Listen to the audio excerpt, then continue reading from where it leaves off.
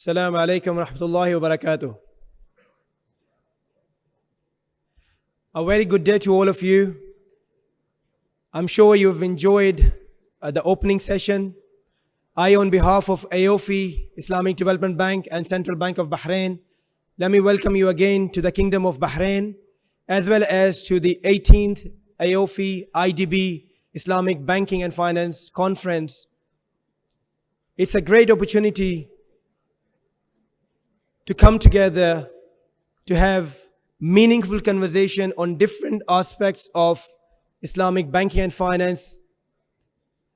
And I'm sure that you will agree that the theme of the conference wouldn't have been as timely as it is. It's a very, very important discussion that we will have, inshallah, during the course of the next 2 days. And I hope that all of us benefit from the opportunity in terms of our knowledge, enhancement, our networking capabilities, our exposure. And once we go back to our respective organizations, our respective institutions, we go back more informed and not just by telling our colleagues that it was just another conference. I must say that AAOIFI conference is the flagship conference in the global Islamic banking and finance industry, and we see and witness the success of it with us today once again. So we welcome you once again, and without any further ado, after the opening session, where we heard a lot of stimulating and thought-provoking ideas, I'm sure that the rest of the panel discussions will further add on to the discussions and the points that were shared in the morning. So without any further ado, we would like to move on to our session 1, which is a very, very important session on diversifying the economic activity in the Muslim economies, role of Islamic finance. It's very, very important and very, very timely for us to discuss what the role of Islamic finance is when it comes to the economy in general, be it Muslim majority countries or Muslim minority country. To deliberate on this panel discussion, we are very, very pleased to have Dr. Samia Swalem, Acting Director General of Islamic Development Bank Institute, who is the chairman of the session. Please, if you can please join me to the warm welcome to Dr. Samia Swalem to please join me on the stage.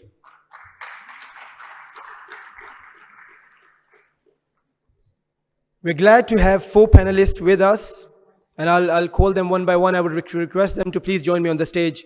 May I have the honor of welcoming Mr. Mushtaba Ahmad Lodi, Commissioner, Islamic Finance and Securities and Exchange Commission of Pakistan, the Islamic capital markets regulator in the country. Please join me on the stage.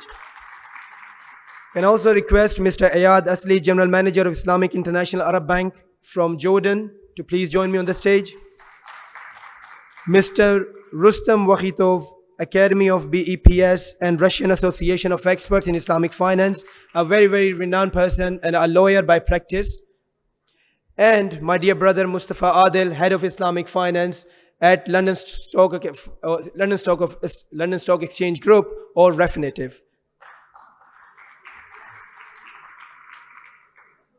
I welcome you all, and thank you very much for spending your time to join us today.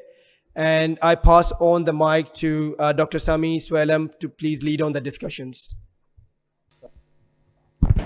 بسم الله الرحمن الرحيم الحمد لله والصلاة والسلام على رسول الله وعلى آله وصحبه. Welcome again.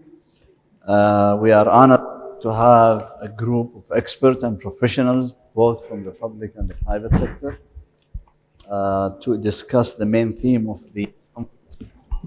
Although the ending economic slowdown is too pessimistic to say, but let's focus on diversification. That would be a little more optimistic. So I would ask all esteemed panelists to give us their views, their recommendations on how to achieve diversification in a manner that would be productive and helpful to the economy. But this would be within 7 minutes, because otherwise I think Brother Ridwan, he will charge me. And if he charges me, I will have to charge each of you. So let me start with Mr. Mujtaba Ahmed Ludhi, Thank you so much. Commissioner at the Securities and Exchange Commission of Pakistan. And the commissioner is not the person who collects commissions. He is a vice president, equivalent to deputy governor. Brother Mujtaba, over to you.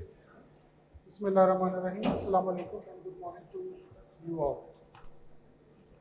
The insurance sector was added to our regulatory domain in 2002. Specialized companies and institutions, including private pension funds, mutual funds, leasing companies, microfinance companies, and other NBFCs have been added to our regulatory domain since 2002. And the last addition was regulation of corporate restructuring and rehabilitation of companies in 2015. Next, please. You can see SCCP has diverse regulatory mandate with a level of maturity among regulated industries. We administer a number of primary and secondary legislations, but we do not have a dedicated Islamic finance primary law, with the exception of Mudarba Ordinance 1980. In light of our constitutional requirements, re-emphasized by a recent judgment of Pakistan's Federal Sharia Court on the elimination of Raba, we are working to transform our entire regulatory universe in line with Sharia principles and rules.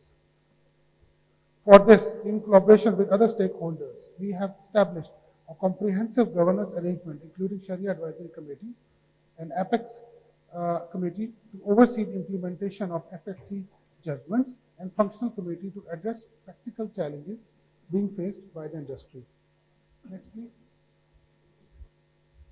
Here is a snapshot of Islamic finance industry within the regulatory mandate of SECP. Market capitalization. The stock exchange market cap is about 6.3 trillion Pakistani rupees, is around 23% of total banking assets, 65% of market cap in Sharia compliant securities as of June 30th, 2023. Approximately 45% of mutual fund AUM and 65% of pension fund AUMs as of June 30, 2023. The Kaful insurance premium market share is about 11% of total size of insurance market as of December 31st, 2022. Mudarbas. We have 28 listed Mudarbas with equity of 22.42 billion and total assets of 52.32 billion Pakistani rupees as of June 30th, 2023. We got about 139 registered Sharia advisors with SECP, including private limited companies until June 30th of 2023. From 2018-19 onward, we have certified around 69 certificates of Sharia compliant securities to multiple issuers, Islamic commercial papers and circles, worth 563 billion until June 30th of 2023. Next, please. Coming to the topic today's discussion, I'm of the view that economic diversification is inevitable for Muslim world. According to the Economic Diversification Index (EDI) data, no Muslim country ranks among the top 30. Turkey, which is the most diverse economy among the Muslim countries, holds a rank of 32, followed by Malaysia, which holds the 38th position. Pakistan is ranked the 65th position. Some important Muslim countries, including Saudi Arabia, Qatar, and Iran, have exited the bottom of 10th of EDI list in the last 2 decades. We know that economic diversification through greater private sector engagement can contribute to sustainable and stable macroeconomic development, economic resilience, risk reduction, job creation, and more sustainable public finances. It also enhances skill diversity in the labor force, income distribution, resource management, and global competitiveness. Economic diversification can also spur technological innovation and advancement. Next, please.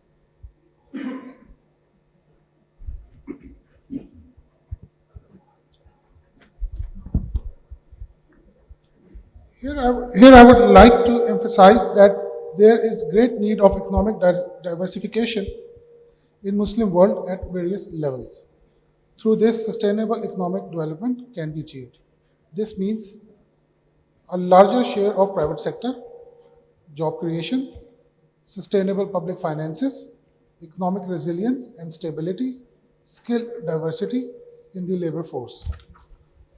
Next, please. Opportunities for economic diversification. Economic diversification offers many opportunities. We can focus on sectorial economic diversification to explore new sectors of economic activity. For example, tourism, IT, product diversification to introduce new products within the same sector to fulfill market demand. Public finance diversifications are to identify new avenues for government recipients. Currently, government recipients rely on few sectors in Muslim countries. Next, please. Islamic finance play a vital role in the diversification of economies of Muslim world. Sharia conscious investors remain at bay for conventional finance due to religious considerations. However, Islamic finance is equally appealing to both Sharia conscious and non-Sharia conscious investors. Hence, Islamic finance can increase financial inclusion. This has also been validated by introduction of Islamic banking in many jurisdictions. Most Muslim countries need huge investment to diversify their economies. The instruments and the products of Islamic finance can be used to mobilize resources to finance infrastructure development projects in Muslim countries. Governments in Muslim countries can run deficit budgets, which is the need for financing current and development projects. Islamic finance instruments can be used as an alternate source for financing the governments. The products of Islamic finance such as Mudarba, Musharka can be of great use in developing micro, small, medium enterprise sectors, which in turn can be helpful in diversifying the economy. Islamic private equity and venture capital can spur innovation and entrepreneurship through financing and risk sharing. Unlike conventional finance, Islamic finance is based on risk sharing, which enhances the likelihood of startups as the financiers play an active role in the operations. Some silent features of Islamic finance, including risk sharing and backing by real economic activity, make it inherently stable. This can contribute to overall economic stability and resilience of the economy. Next, please. That's all. Thank you very much. And I can pass it over to you. Thank you very much, Brother Mujtaba. So what did the Security Exchange Commission in Pakistan do recently to enhance diversification from an Islamic finance point of view? Are you promoting, specific sectors?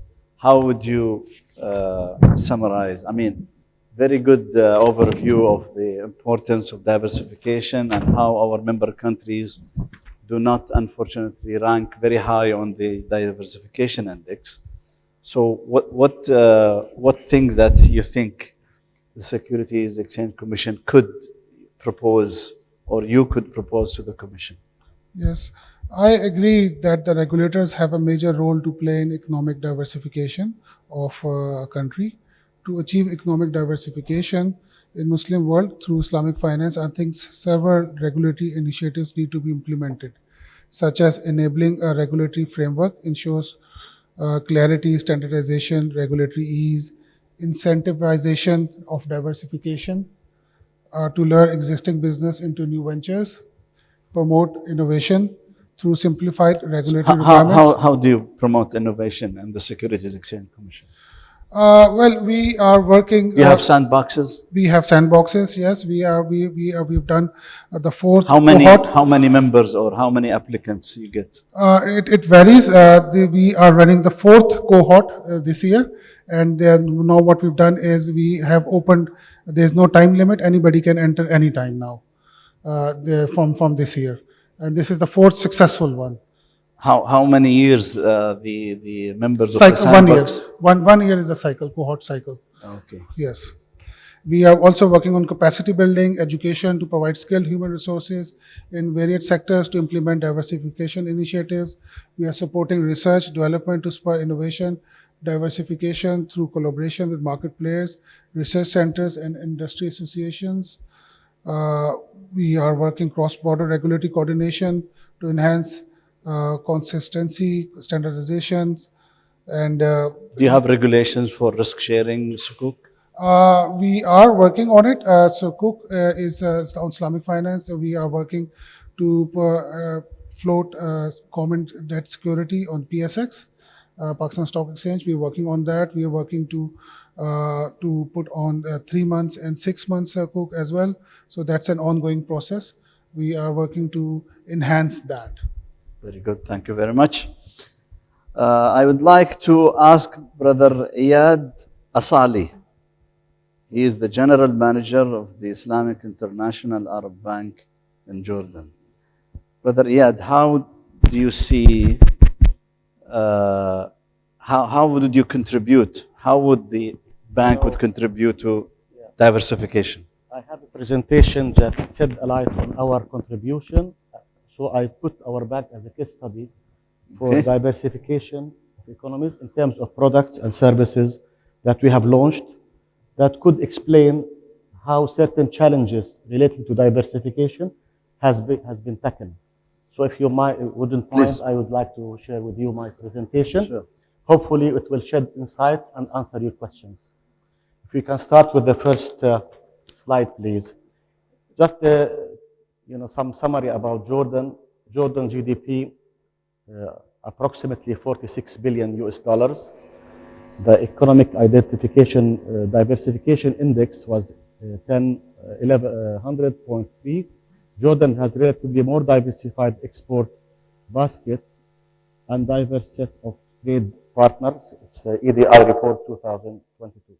Regarding the Islamic International Arab Bank, it was established in 1997. Jordan is next to Australia in the diversification index. I don't know. This is from the report. Okay. I have no idea. That's good news. Good I'm news. not able to comment, but I have no idea about that Australia and Jordan are similar. I have no doubt. Australia in 2021, the score is 103, while Jordan 101.6. So you are just next to Australia. So even it's higher than the figure here, a little bit. Probably, maybe that was 2020, probably, or something. Yeah. Anyway, just this very small summary about our bank. It was established in 1997, member of the Arab Bank Group, total assets of 4 billion US dollars plus, main businesses lines, retail, SME, corporate, and FIs and treasury and business philosophy. We have something we keep on really repeating, which is part and parcel of Islamic banking ideology, in my view. IIAB products and services are adapted to active CSR concept, targeting to achieve positive impact on society, economy, and environment. Because as opposed to normal CSR, which is giving, like zakah, like whatever, you have the active CSR in terms of products and services which are socially responsible. Here, please allow me to go to the second slide. It's just a summary of when we talk about economic diversification, challenges of an economy poses various challenges that can impact the success and sustainability of the process. Major challenges that face economic diversification in general are resource dependency, risk aversion and fear of failure, lack of infrastructure, market information and research gaps, limited access to capital, vulnerability to external shocks, skill mismatch and human capital challenges, environmental and social considerations, global competition, and market access, technological disruptions, policy and regulatory barriers.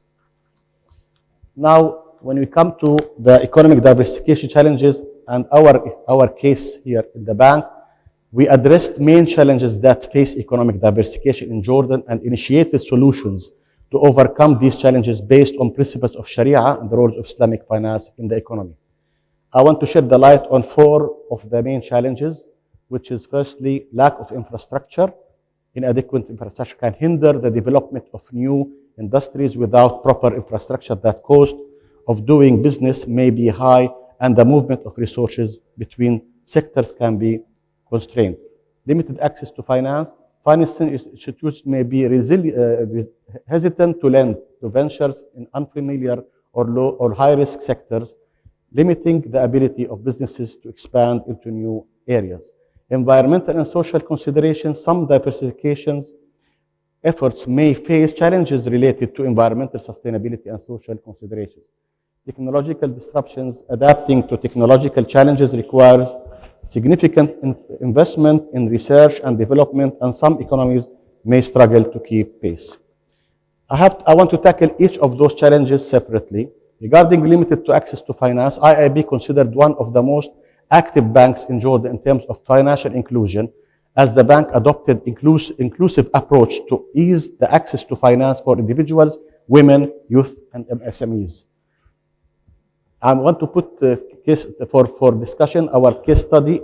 Until 2012, Islamic banks in Jordan were considered less active in MSME banking compared to conventional banks due to the absence of Islamic finance guarantee scheme and the Sharia compliant and mobilization subsidies agreement, which limited Islamic banks' capabilities to expand in financing of MSMEs.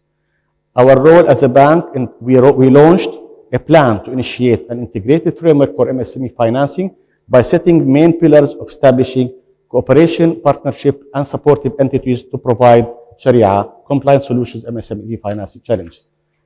Here we have created something we call the triangle of success of MSME financing. Unless there is affordable financing with no focus on collateral, financial considerations, consultation, and technical support and capacity building, there will be no success in MSMEs. So how to mobilize funds?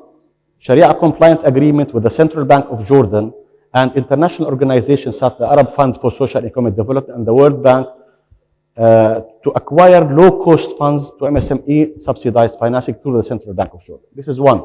So we are able to mobilize those resources. Financial guarantee scheme, we signed an agreement with the loan guarantee company in Jordan, which is called Jordan Loan Guarantee Company, to create a product we called Kafala, which is Sharia compliant product to guarantee up to 70%, it could reach up to 85% of the MSE's financing without need to put collateral forward. So this eased the burden of requiring collateral for MSMEs. And this has been mimicked and copied by the other Islamic banks 3 or 4 years after we initiated this initiative. Well-qualified team, we have created well-trained MSME staff with the required skills and capabilities to provide members roles of consultations for MSC clients. We have created something we call business centers in our branches to give this technical support, help them create their financials, help them prepare books that are bankable, and so on and so forth. Cooperation with specialized entities, memorandums of understanding signed by local global organizations to provide technical support and capacity building. Here, allow me to thank the Central Bank of Jordan because it really helped us a lot to make this venture a success. And now it has been all over all the Islamic banks in Jordan are adopting those, and the Central Bank is mobilizing more of the resources. Our contribution has been extremely high.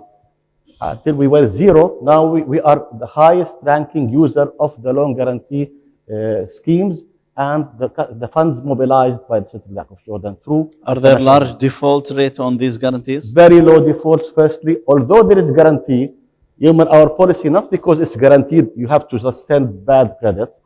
Our default, you can check with the loan guarantee company, we are the lowest default in all the conventional and Islamic bank because, as our colleagues have said before, Islamic banking is after real economy. The possibility of you getting the funds and diverting it to something else other than the venture you're trying to finance is non-existent. Especially if you avoid some products which maybe are controversial, like the Warraq and all this. The possibility of having, not being, tailor-made products to target the perspective or the activity you're financing is non-existent. And that makes the default less. The impact was more MSMEs accessible to Islamic finance. MSMEs are able to create more jobs and expand. In fact, the World Bank audited us and came with the Central Bank of Jordan to see where the funds went. They discovered that every million JDs in financing created 30 jobs. And this was extremely very This high. is the analysis of the central bank, World Bank. of the World Bank. Because they came with a team with the central bank to audit, because it was not 2012. So now we are given the highest level whenever there is month. Every 1 million JD created how many? 30 jobs. 3 or 30? 30 jobs. Yani, what we have taken initially from the central bank was 3 million JDs. It's created 90 jobs.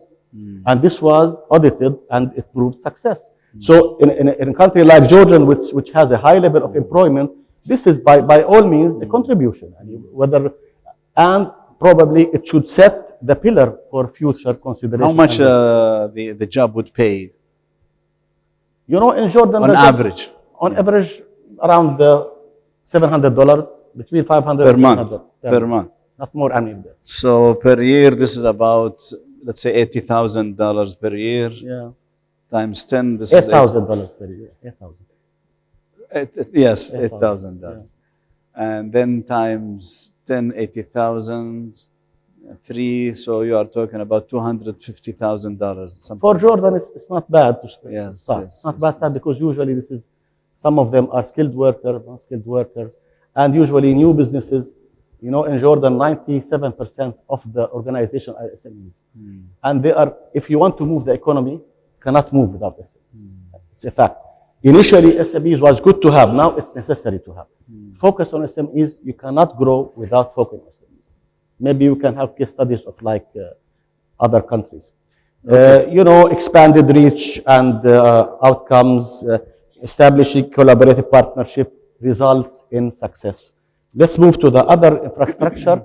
We have a case study which we have created. We have a very huge, I was talking about SMEs, now I'm talking about conglomerate large corporates, known Sharia compliant products to finance infrastructure projects, which is a huge effort. You know, there is an example of GIG, which is an Amlaq company, which is one of our biggest chemical manufacturers in Jordan. And they planned the facility. We financed them with a total Islamic finance from A to Z, including renewable energy, including istisna, including عقد توريد, and including murabaha, including ijara, all to finance and set up the best and most advanced factory for chemicals and detergents in Jordan. This was a success story that proves that Islamic banking can finance the infrastructure project if there is a will to look at it and see how you can use it away from trying to make it easy to use murabaha, simply product which everybody follows without going into more risk and So how much is the infrastructure of your portfolio? Now I think for manufacturing it constitutes around 20, maybe 15%. 15%. We are by and large, let me just focus, we are a retail bank in general. So our focus on infrastructure projects are selective and on big projects after we study the feasibility and make sure, because there is risk sharing here. And this, we apply risk sharing by and large. Because if you want to only be a normal bank, you cannot do Islamic bank. If you want to do Islamic bank, you have to have the risk sharing as part and parcel of your DNA. If you don't want it, I think you have to quit Islamic bank. Just go and do conventional bank. Sorry, I have to say that because unless, let me just, this is the infrastructure. Of course, I want just to skip because my presentation probably is, let me talk about social considerations. Now we're going to another avenue. The active CSR strategy is set social, affordable, and attainable products are designed to financially include low-income individuals to support their needs and active. We have, besides Qard Hasan, more affordable, attainable finance needed to low-income individuals to reduce burdens and to meet their social obligations. Many women can't clearly address these financial needs because of improper financial awareness. So what we have done, new products for active CSR products that's based on creative application for Qard Hasan, such as installments of same concept cash price based on Juala contract, EPP Juala card, and revolving credit card. These products have the common features of affordability, attainability, and specialty. IAB launched also Tamakkani, Empower Yourself, as a set of financial products targeting women for their personal and business needs, including reducing pricing, special finance guarantee schemes for businesses owned by women, and cooperating with women, supporting the empowerment of entities. Is this real Qard Hassan, or all of them Hassanin is hiding? Believe it or not, all those products are Qard Hassan. Like the Ju'ala. Zero. Listen, Ju'ala is what? It is, against, we get compensation from the trader, but the poor person who is our borrower doesn't pay anything. If I want to buy a refrigerator for 1,000 dinars, I'll end up paying 1,000 dinars for sure. But the compensation I get is from the trader. Because he's getting cash immediately and the risk is on me, he will be willing to give away 5% or something. We call it Ju'ala, which is like you know, تأصيل الشرعي. I cannot say here with the presence of all the Sharia scholars that you are like an agent. So you get an agency fee in a way, which is not interest. It is Sharia compliant thing that you get because you have made this sale possible. The same thing applies to Qard Hassan because it's proper Qard Hassan. And Qard Hassan card is nothing but a card which is evergreen overdraft against zero interest. All what the client has to pay is an annual fee which is equivalent to a normal card fee. And the Sharia, our Sharia committee said, if there is a difference between the fee for the normal card and this one, it's not Sharia committee. It's the same exact fee. The same fee for a normal card is the same. And customers are happy. Of course. How about the shareholders? Shareholders, they're happy also? also? They're happy because they're getting more money, because what you're doing is you're getting the client loyalty. Maybe it doesn't increasing your market share. Exactly. So this is 1 minute. The last thing is about the diversification, technological disruption. You know, after COVID-19, without digitization, you can't do banking. So what we have embarked in very ambitious policy of digitalization to service the new digital ecosystem needs tailor-made solutions to beyond technical banking, such as online banking, BaaS, and other concepts. Our role was, we launched the digital transformation strategy to fast and pace of the bank's digitalization strategy, considered the ecosystem. It helped us a lot during the pandemic, and now it's helping us afterwards. The bank adopted Sharia compliant solutions to finance fintech needs to any stage. The impact was many IAB customers showed speed, culture shifting towards digital banking. The IAB digital ecosystem new cooperative relationship with many entities launched, provided seamless services. Many of the fintechs accessed by IAB Sharia compliant financial solutions. The lesson learned, and this is the last thing I want to say, Islamic finance can play a crucial role in navigating and leveraging technological disruptions by elevating Sharia compliant solutions and aligning and providing cooperative framework to service customers through new banking concepts. Thank you very much.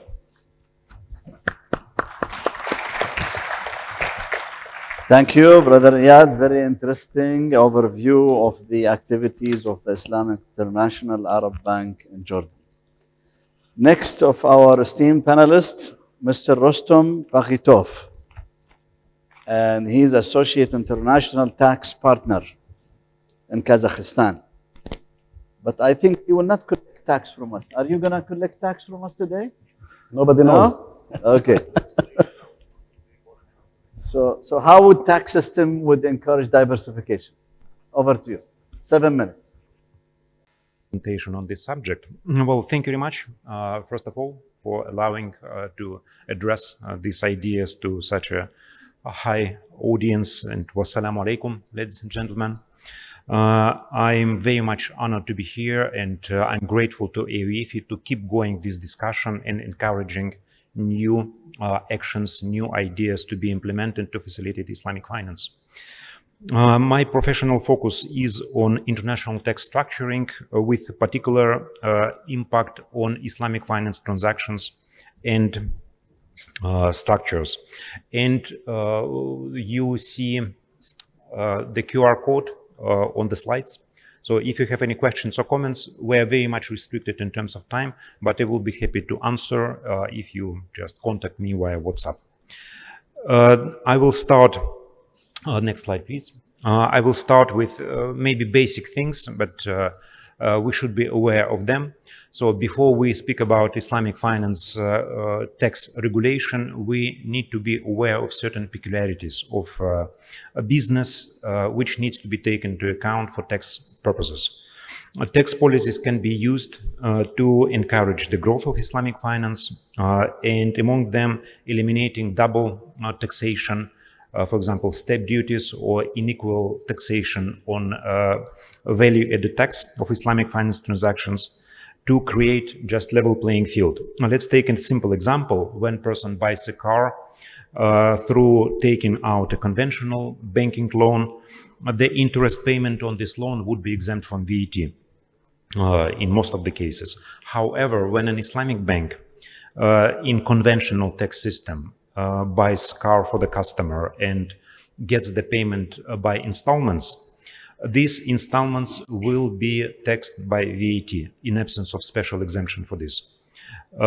Effectively, this tops up the premium which customer pays to bank by the VAT rate. So in example, when VAT rate is 20% and let's say interest rate is 10%, the premium which customer will pay to Islamic bank will be equivalent of 12%. So basically, this system maybe not on purpose, but effectively it puts the Islamic banks in disadvantageous position, forcing them to sell their services at 20% higher rate, which is significant difference. In many countries, this is specifically addressed and eliminated, but we need to be aware of this when we structure tax treatment of Islamic finance transactions.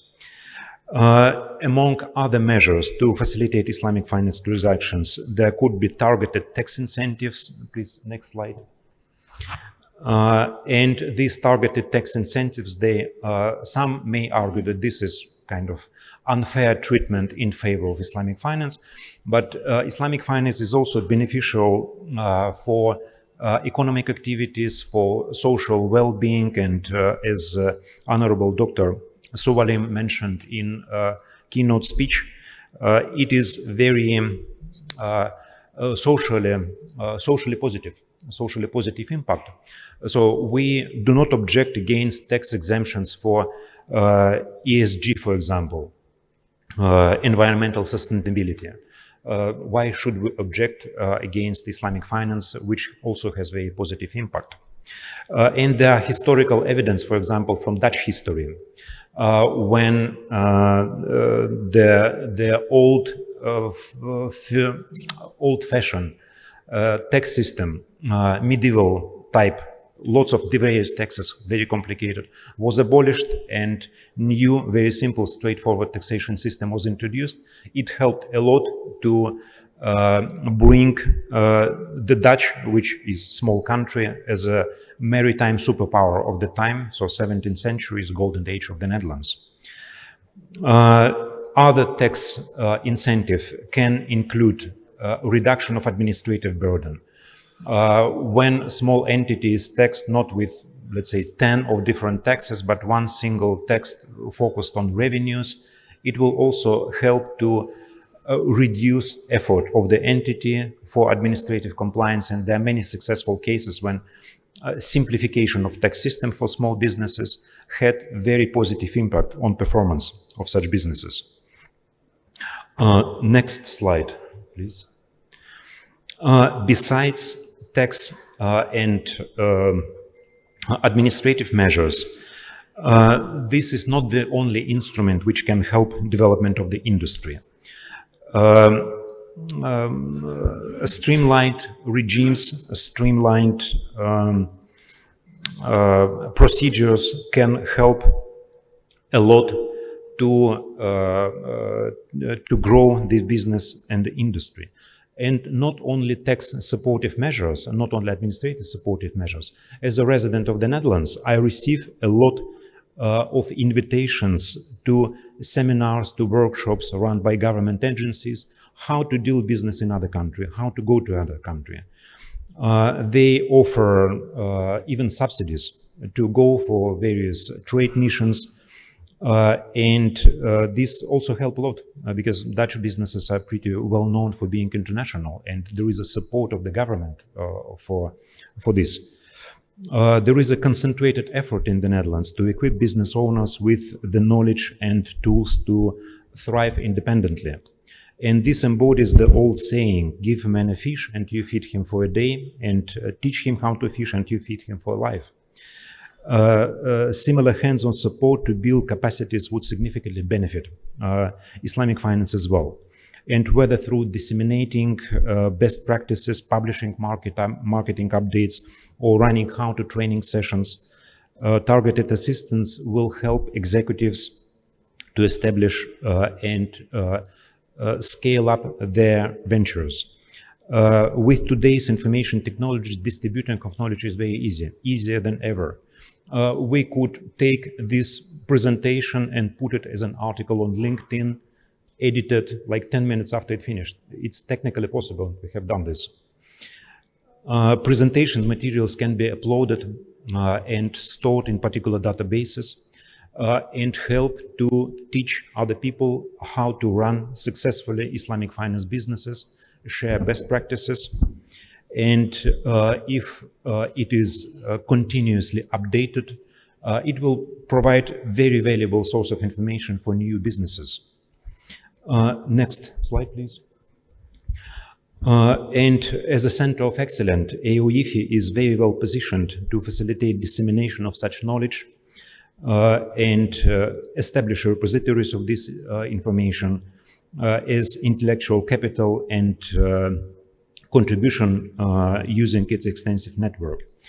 Having more touch points globally would significantly enhance access to information and capacities in Islamic finance. And AAOIFI can be a continuing central point for knowledge dissemination and catalyzing the industry growth by supporting these initiatives. Next slide. I took the liberty to take few Islamic fintech projects and put them into one single database. May I ask you to demonstrate how it works? This is live presentation. So basically what you will see on the screen is happening in real life time. And could you press please the conversation starter, how the database can help. Meanwhile, I'll just tell how it appeared. This database in Kazakhstan only? This database all over, worldwide? And it is accessible. So basically everyone with GPT subscription can enter this link and use this database. It's small, there are only 8 startups presented in this database, but if you can share with me information on success stories of Islamic finance, I will be happy to upload it as well and put it into this database. So how it works? I asked one of the students to prepare the presentation on recent Islamic finance startups, and we just placed to GPT-driven artificial intelligence database. Very easy to arrange, doesn't require lots of technical knowledge, and I will be happy to explain how I done this. And if there will be similar database or several databases which will collect information on best practices, it may create very fruitful, let's say, ecosystem of knowledge, experts, resources perhaps, and information. So if AAOIFI and other players will support this initiative, we can just help to develop Islamic finance business by way of knowledge dissemination, which is very easy to do nowadays during the technology instruments we have. Company, DEPS. It's a private company, DEPS, in Kazakhstan.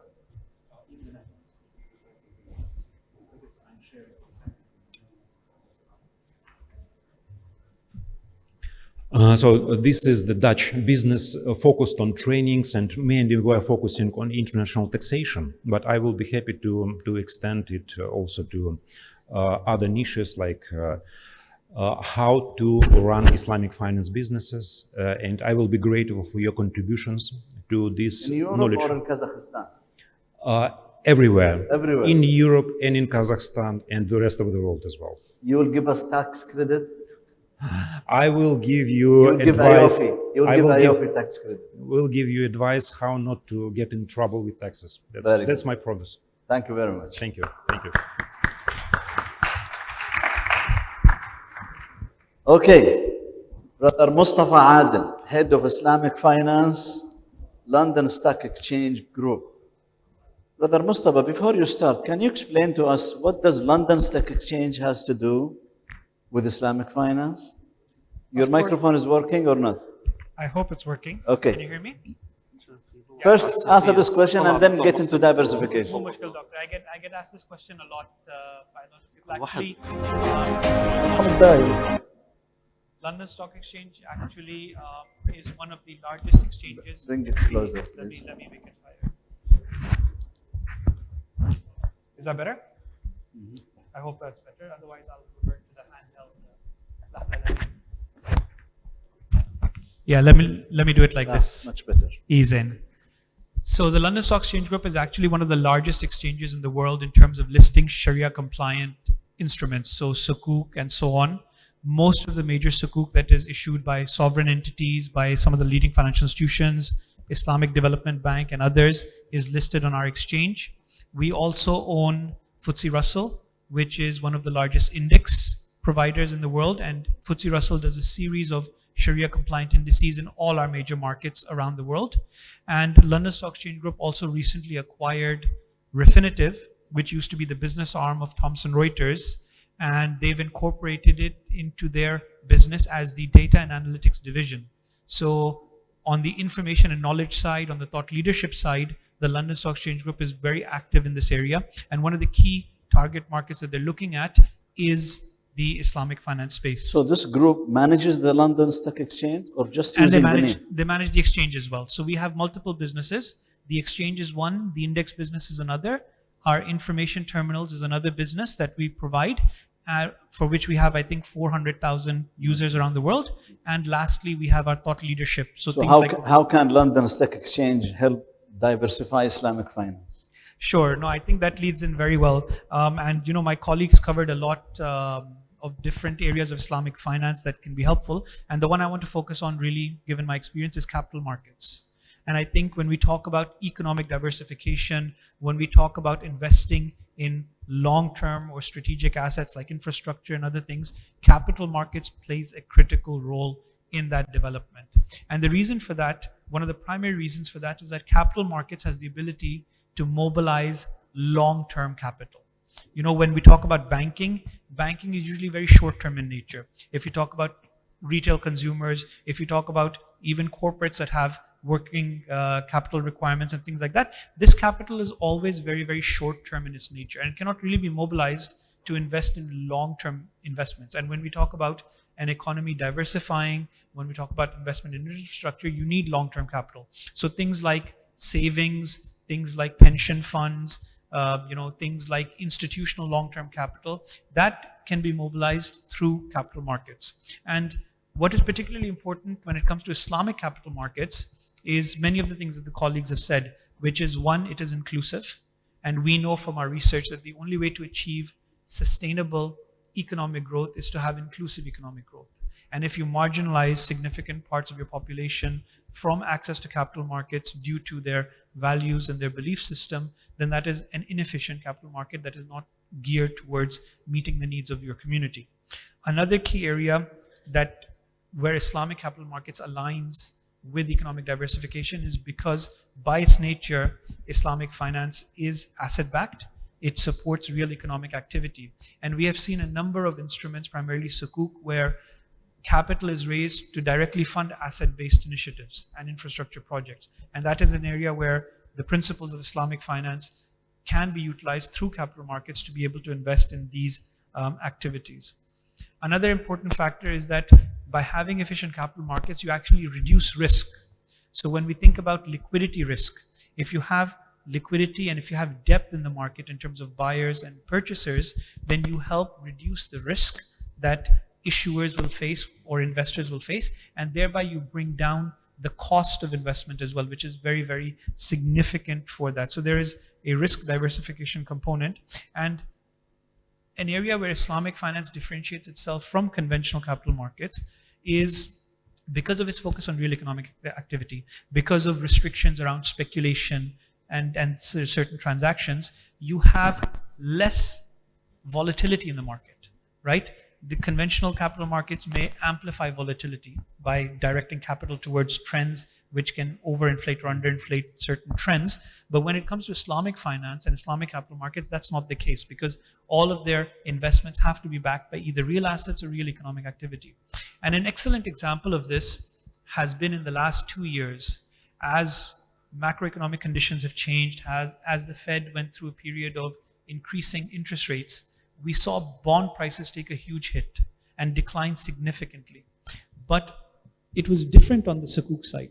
Many of the same issuers that had conventional bonds in Sukuks, the price volatility in the Sukuk space was much, much lower than it was in the bond space. So in some cases, you would have up to 10% difference in terms of volatility of pricing from the same issuer. So it's not purely a credit risk consideration. There are other considerations in play which reduce the volatility in these markets. And the other thing that I want to mention is capital markets helps diversify the use of capital, right? When we think about banking and we think about any developing market, banking by its nature, the fact that it's using consumer deposits has to be very risk averse. So the investments that they make tend to be very, very risk averse. The economic markets, they tend to lend to governments, they tend to lend to large corporates, they tend to have very high collateral requirements when it comes to lending. So new industries, disruptive technologies, even medium and small enterprises struggle to get access to capital through the banking system.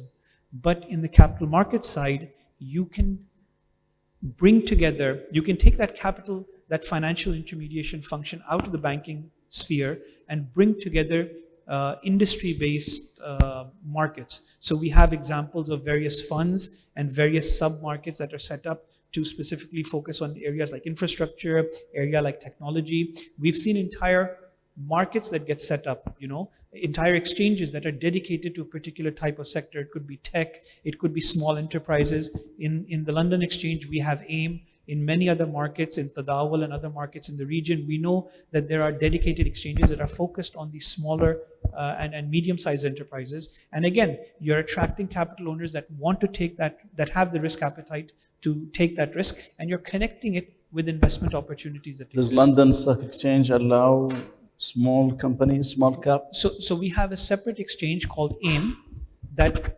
focuses on small market cap entities, and they have different regulatory hurdles. Belong to the same group? The same exchange, yes, it belongs to our group, exactly. But the regulations that you would have on, say, Barclays or any major bank cannot be applied to a small entity. So we have a lower regulatory threshold, and we bring investors that are looking for that type of risk and that risk appetite to be able to invest in those markets. And the last thing that I want to say on this point is there is diversity in terms of the sources of capital. So this is an area where Islamic capital markets not only can mobilize capital from individuals and institutions, but can also mobilize capital from the Islamic social finance sector.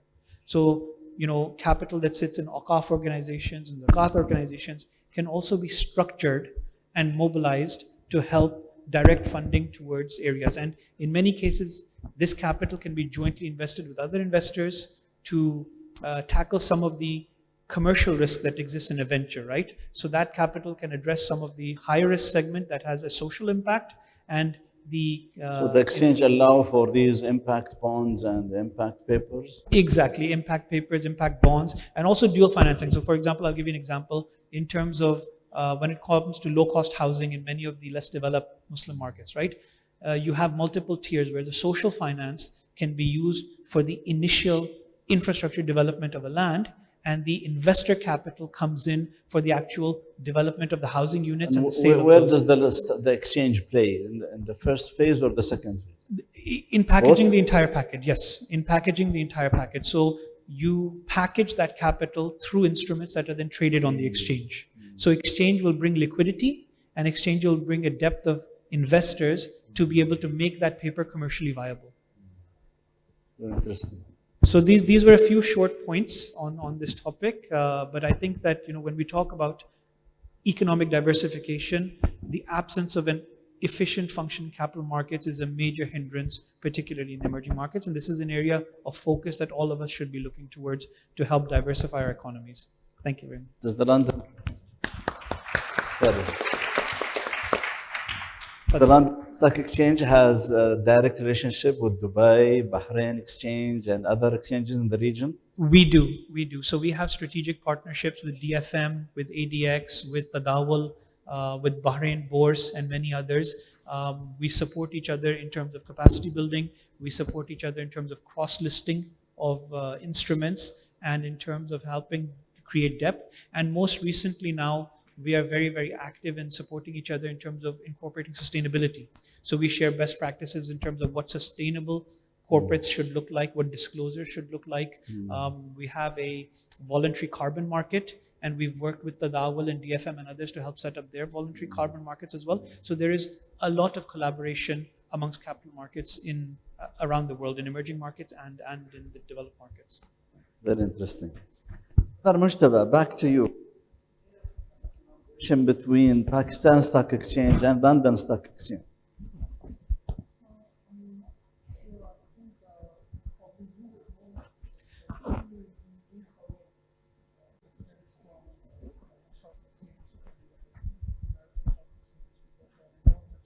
Stock exchanges.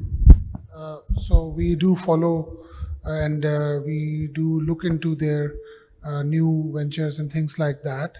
But in terms of your question, whether we have a formal agreement with LSE or not, I think probably you would know. Yeah, so I mean, we've collaborated together on many different initiatives and primarily on thought leadership. So I myself, as part of the Islamic finance team, have worked on reports when it comes to things like Green Sukuk. I know that JEFI, which is an organization based in the UK that is a very close partner of ours, has worked with the State Bank on the Islamic banking survey that was conducted. I believe Mizan and others were a part of that. We helped publish and promote some of those findings. On the capital market side, it's not as close, the collaboration, but it's something that definitely we would be very happy I think it's a good idea. We should explore that. And certainly the way you explained that the Islamic finance element in the London Stock Exchange, we should learn from that, and we should have some more relationship keeping that area in mind, because that would be mutually beneficial for both of us. Completely agree. And we are very closely in touch with our colleagues in the State Bank, and we're hoping to roll out thought leadership initiatives next year, but definitely with the Securities and Exchange Commission as well could be an area where we should explore. Yes, you're welcome. Inshallah. Okay, before I go to Ayad, I have a question for both of you. If we have cross-listing, would that make markets go in lockstep and therefore we lose the value of diversification? I mean, if there's a shock in London Stock Exchange, it will immediately transmit it to Pakistan, to Dubai, to how to I mean, I think that an absence of cross-listing doesn't remove that risk, because as capital markets get interconnected, any shock that is felt in London, in New York, in any of the major markets is felt in Japan, or any of the markets is felt globally, right? So you always have that element of cross-link, which you can't avoid, because capital is international. Capital moves across jurisdictions very, very easily, and therefore any impact that happens in a major international market will have an impact globally. But I think that the advantage that it does is that you have a lot of international capital that sits in exchange like London Stock Exchange, right? When you have a cross-listing of an instrument, whether it's from the GCC, whether it's from Southeast Asia, South Asia, Africa, etc., it gives you access to a new form of capital. Now, the other thing that is there is that capital in emerging markets tend to be more risk averse, whereas capital in developed markets, where you have, I mean, I don't want to promote this, but you have hedge funds, you have very sophisticated investors, they're able to price the risk in a very efficient manner, and they're able to take on much of that emerging market risk as well. So I think there are a lot of benefits. We have certainly seen investor volume increase when there is cross-listing. There's no denying that. So I think that the benefits outweigh the risk. No market wants to be completely closed off, right? Thank you very much, Brother Mustafa. Brother Iyad, how would Islamic banks benefit from capital markets? Do you depend more on deposits, or do you have a diversified sources of funding?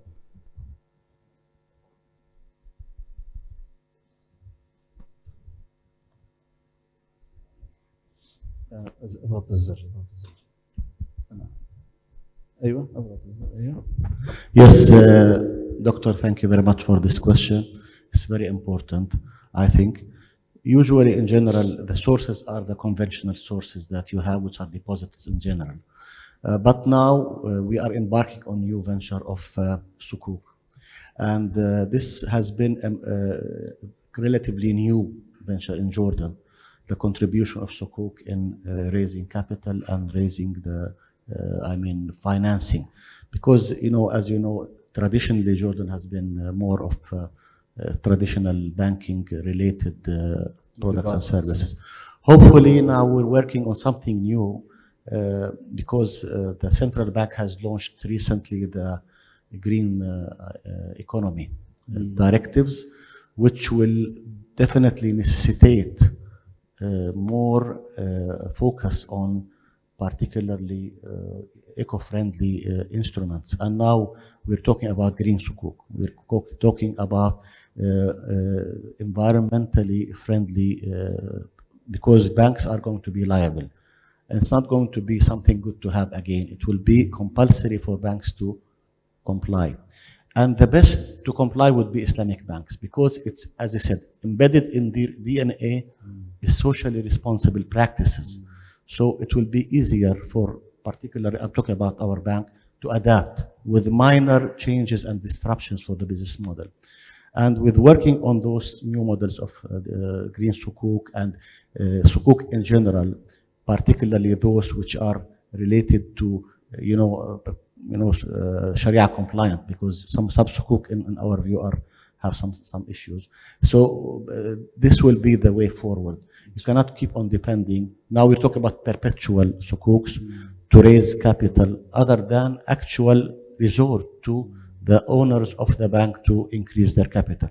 And this has been the case. Now we are looking at more models for perpetual sukuks to be issued. And there is really good appetite. The appetite is immense because, people are hungry for Islamically and Sharia compliant instruments to invest and to contribute. And the way forward and the future, I'm sure, is extremely promising because there is demand. Thank you. Very good.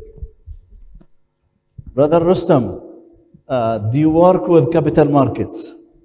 Sukuk. Well, I'm not really focused on capital markets. I'm more focused on tax matters.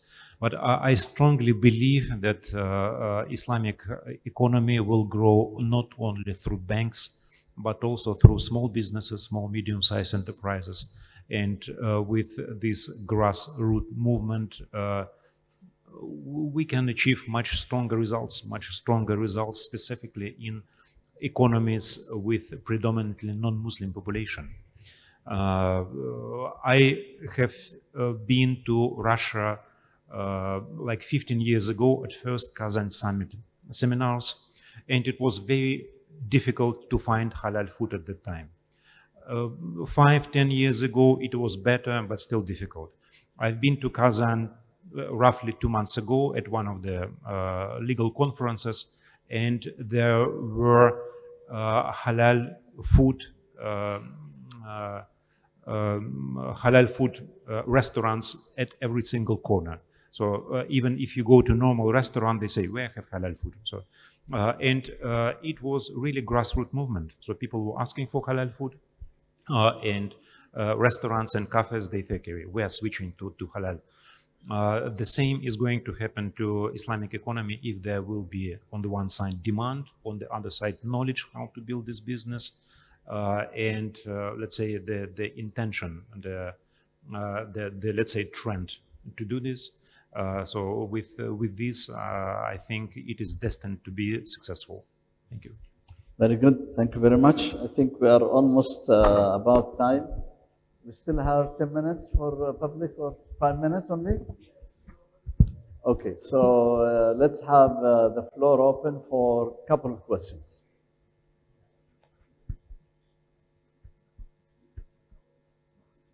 Or people, تفضل.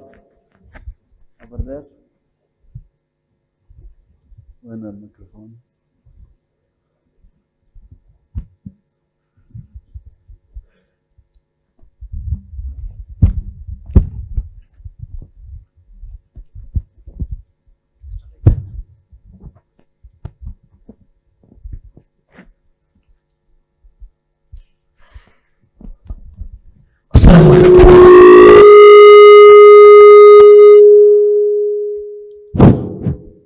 Assalamu alaikum wa rahmatullahi wa barakatuh.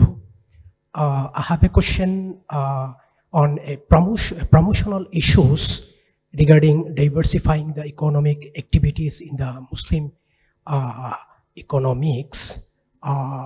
What are the thinking from your perspective for the less developed economic Muslim countries?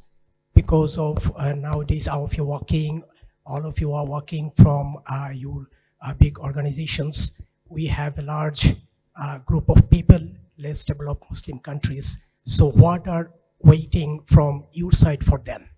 This question. Is the question clear? I could not get the question. Can you repeat the question slowly, please? Because the microphone is not very... Yeah. From diversifying the economic activities, so what are the contribution from your side, like from London point of view, from a Jordan point of view, are you are offering or thinking for the less developed Muslim countries? Least developed countries. Yes, Okay. less developed Muslim countries. Like, Okay. yeah, thank you. So, Dr. Iyad, how to support least developed countries? How could Islamic banking help least developed countries? You know, I must say that least development countries, probably one of the main supporters of them is, I think, the Islamic Development Bank. So, Your bank is not interested. no, we are interested. We are interested, but the nature of cross-border support usually is not there. Yani, in general, in part of our constitution, as a You are bank, not planning to expand. we had a plan to expand, but usually our markets are well known around us. Maybe we had a plan to expand. In fact, ABC is a global company. no, Your parent company. yeah, but we are now planning to expand in Palestine. But because of the situation now, it has been a little bit halted. Hopefully, things will be better, and we will continue with our initiative. But probably our brother here is talking about more of a global perspective, less developed countries, which might be probably, organization the likes of the funds, Islamic Development Funds, the Islamic Development Bank, the Arab Fund for Social and Economic Development, probably would be more, the vehicle for such things. Maybe I'm not sure if any of the commissioners can also dwell on this. I'll see. Thank you very much. Brother Mustafa, does the London Stock Exchange give any special treatment for least developed countries? I think, yes, I think that definitely London Stock Exchange Group has a focus, particularly when it comes to capacity building and thought leadership, that we try to promote. We have, various solutions that go beyond simply being an exchange. So we are also technology providers. We build the technology infrastructure for exchanges. So in many emerging markets, when we come in, we give them, access to the technology. We help set up the structure. We try to get best practices.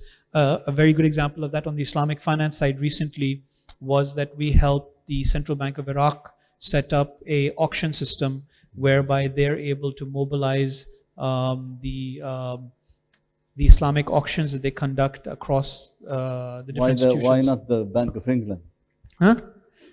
I mean, you helped the Central Bank of Iraq. Why was not the Bank I of think England involved? I don't believe Bank of England is doing any Islamic auctions, You'll not get unfortunately, it. but hopefully they will. But basically, the idea here is to help connect the market, right? So we have trading solutions, we have integrated solutions. Our platform for doing money market trading is connected to many of the brokers on the money market side. So we try to help bring that connectivity into these markets.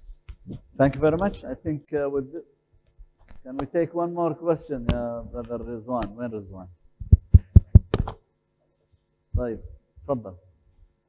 Sorry, I have to pick one. تفضل. وين الميكروفون؟